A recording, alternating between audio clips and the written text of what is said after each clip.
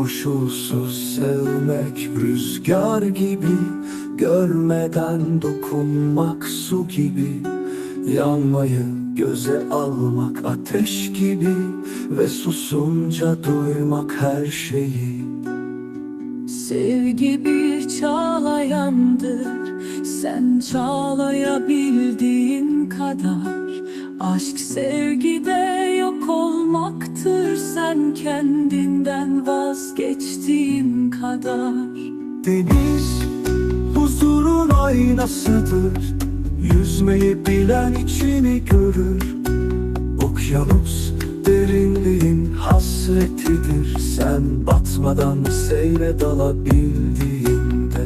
Güneş huzurun aynasıdır, yüzmeyi bilen içini görür.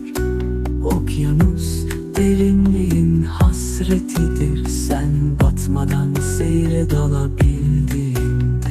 Güneş cana yakındırılıkça ayın ayazı içini yoklar.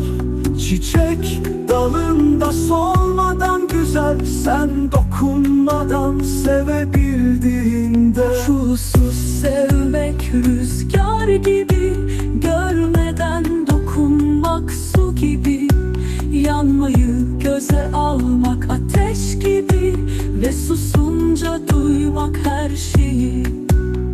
Rüzgarla da sarılabilirsin, sevdayla da.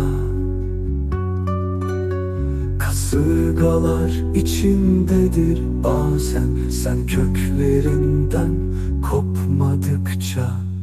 Keder bir nehirdir, sürüklemez eğer bırakırsan. Sırt üstü yüzen bir sessizlik, kendini orada bulursun. Umut en kurak yerdedir, toprağın sabrına saklı.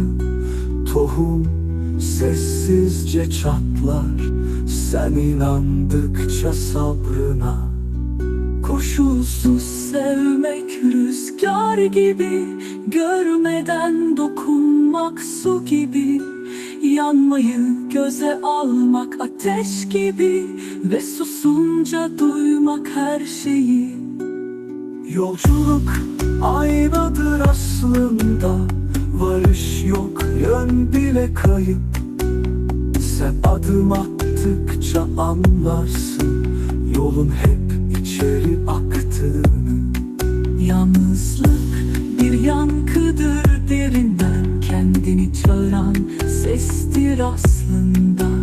Susarsan eğer içten içe diyalog başlar asıl seninle. Ölüm toprağın bize anlattığı her çiçekte gizli bir veda. Son bir başlangıç kıvrımıdır, sen görebilirsen o da hayatı.